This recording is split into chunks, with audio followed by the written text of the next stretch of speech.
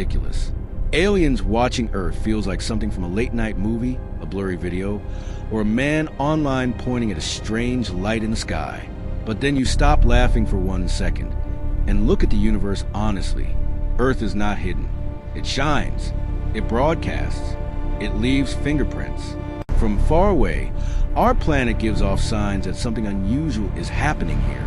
Our atmosphere carries oxygen, methane, water vapor, and industrial chemicals. Our cities glow on the night side. Our radio signals have been leaking into space for more than a century. If another civilization had better telescopes, better patience, and a reason to look closely, Earth would not be invisible. It would be a small blue world making noise in the dark. Imagine a civilization somewhere hundreds of light years away. They are older than us, not by a few thousand years, but by millions.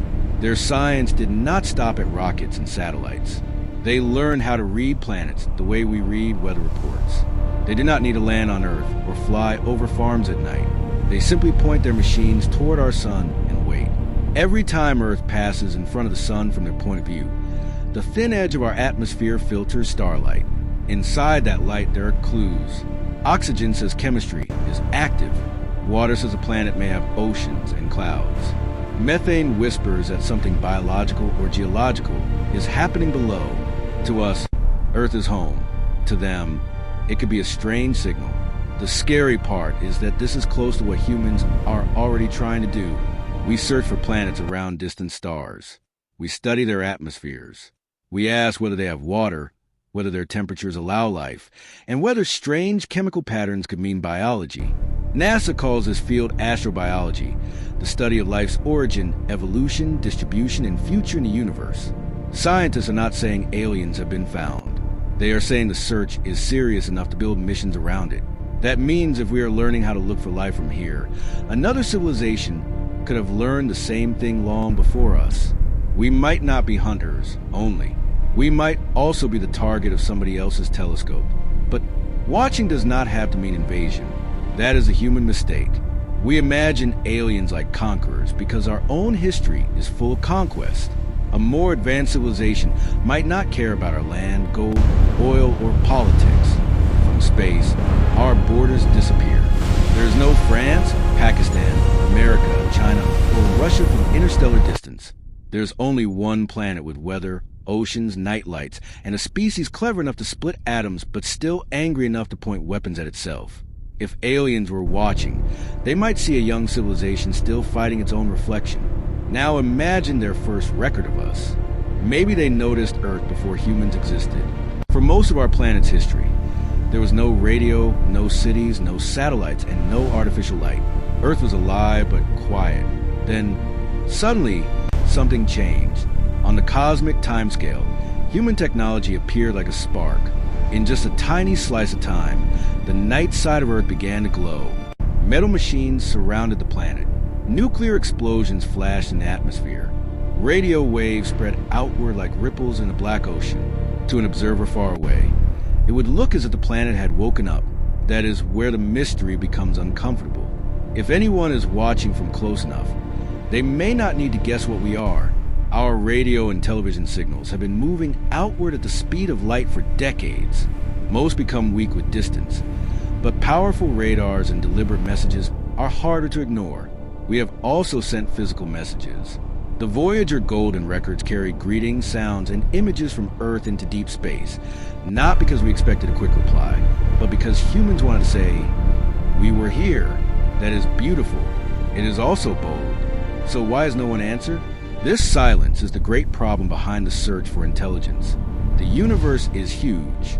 There are billions of galaxies and countless planets, yet Earth hears nothing confirmed. The SETI Institute searches for signs of technology, especially signals that nature would struggle to produce. But after decades of listening, no confirmed alien message has arrived. That silence has many possible explanations. Maybe intelligent life is rare. Maybe civilizations destroy themselves quickly. Maybe they communicate in ways we do not understand. Maybe they are too far away. Or maybe the smarter ones stay quiet because broadcasting your location into the dark is not always wise. If aliens are already watching us, their silence might be the point. A scientist studying wild animals does not always walk into the forest waving a flag. Sometimes the observer hides. Sometimes the goal is not contact, but understanding. Earth could be treated like a living laboratory. They might watch how intelligence grows, how technology changes behavior, how a species handles climate, war, disease, energy, and fear. They might have a rule: do not interfere with young civilizations until they reach a certain level. From our side, that would feel like abandonment. From theirs, it might be ethics. This is why every strange object in the sky becomes emotional for people. When pilots report something they cannot identify, the public jumps straight to aliens. But unknown does not mean extraterrestrial. NASA's study of unidentified anomalous phenomena made one thing clear: the topic needs better data, better sensors, and less drama. A mystery is not proof. A blurry video is not a spaceship. Still, the emotional reaction tells us something important. Deep down, humans know we may not be alone. We laugh at the idea, but we also look up. The truth is, if aliens are watching, they may not look like the creatures in our movies. They may not have big black eyes, flying saucers, or humanoid bodies. They may be machines built by biological beings long gone. They may be artificial intelligence crossing the galaxy slowly, quietly, and efficiently. Sending machines makes more sense than sending fragile bodies. A probe could survive longer, travel farther, and watch patiently for thousands of years. It could hide in deep space, near an asteroid, or beyond the reach of our current instruments, simply listening. And if such a probe existed, would we even recognize it? Humans are good at noticing things we expect. We are not good at noticing things outside our imagination. A watcher might not shine, hover, or move dramatically.